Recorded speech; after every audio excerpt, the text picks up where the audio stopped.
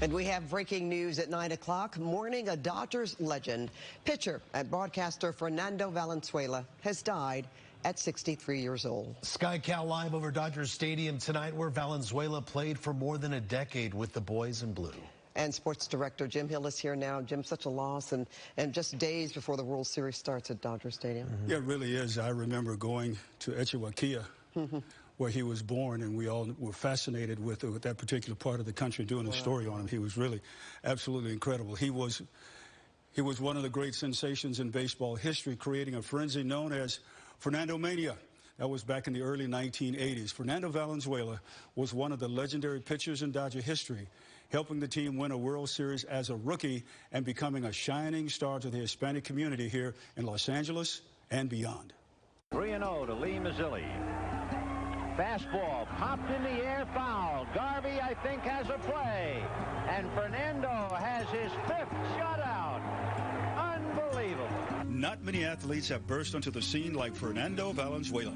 The lefty from a small town in Mexico became a sensation at Chavez Ravine with an introduction that captivated the world of baseball and beyond. Valenzuela got the start on opening day in 1981 after Jerry Royce was injured the day before, and he made the most of his opportunity, throwing a shutout in his first major league start. And that was just the beginning. Fernando won his first 8 starts, going 9 innings each, including 5 shutouts. He combined success with a flamboyant style that spurred Fernando Mania and helped establish a bond between the Dodgers and the Latino community. No words to express what's going on here. The sound of a cheering crowd tells it all. The Fernando Valenzuela magic is alive and well. And his reach went all the way to the White House. The most powerful men in the country, President Reagan, Vice President Bush, they were in line waiting for this kid from Mexico, no English, a little bit chubby, long hair, waiting for him to sign them a baseball. That was, my goodness, unbelievable. That could happen only in this country. Valenzuela finished the strike-shortened season with a 13-7 record, a 2.48 earned run average, and National League best 180 strikeouts, becoming the first pitcher ever to win the Rookie of the Year and the Cy Young Award in the same year, and earning the nickname El Toro. He carried that success into the postseason, going the distance in Game 3 of the World Series as the Dodgers went on to beat the Yankees in 6 games for their first championship in 16 years.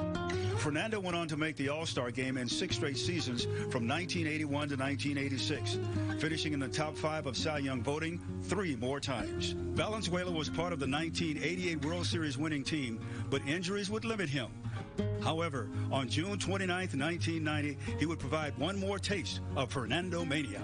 Fernando ready, and the strike 2 pitch is hit back to the box, dribbling to second. Samuel on the bag, throws to first, double play.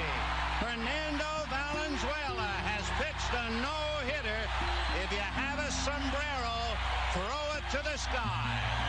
Valenzuela would pitch for 5 more teams before retiring after the 1997 season and returning to the Dodgers as a broadcaster in 2003. While the organization did not issue his number 34 as a sign of respect, Valenzuela's jersey wasn't officially retired until 2023, when he joined Jim Gilliam as the only non-Hall of Famers to receive the honor. I never think that was going to retire the number, but make me a little bit surprised, but make me happy. Fernando Mania was a sensation that had never been seen before, and Fernando Valenzuela is a man that no one will ever forget. Now, Valenzuela had stepped down from his broadcasting duties ahead of the postseason due to his health concerns, and I just think about Vin Scully when he says, if you have a sombrero, you can throw it to the sky. How appropriate. You know, Jim, he was, I mean, the magic, obviously, at Dodger Stadium in this community was phenomenal, but he was a national phenomenon. I mean, I remember cheering for Fernando back in the Midwest and in the Southeast before even coming out here. So he was beloved by people all over the country. All over the world. Because Major League Baseball is known and loved all over the world, and Fernando was part of that phenomenon. It was just absolutely incredible. We'll never see another one like him, that's absolutely. For sure. And still today, right? People talk about him all the time as if he was still on the team. Well, because he was a good man. Not only was he a great pitcher, he was a good man. He had a good heart.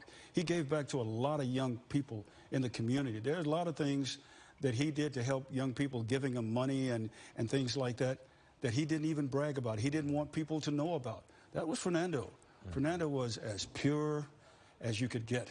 And he's resting comfortably tonight, that's for sure. We just talked about him yesterday with that mural in his honor. So rest in peace, Nando. Thank you, Jim. Thanks so much, Jim.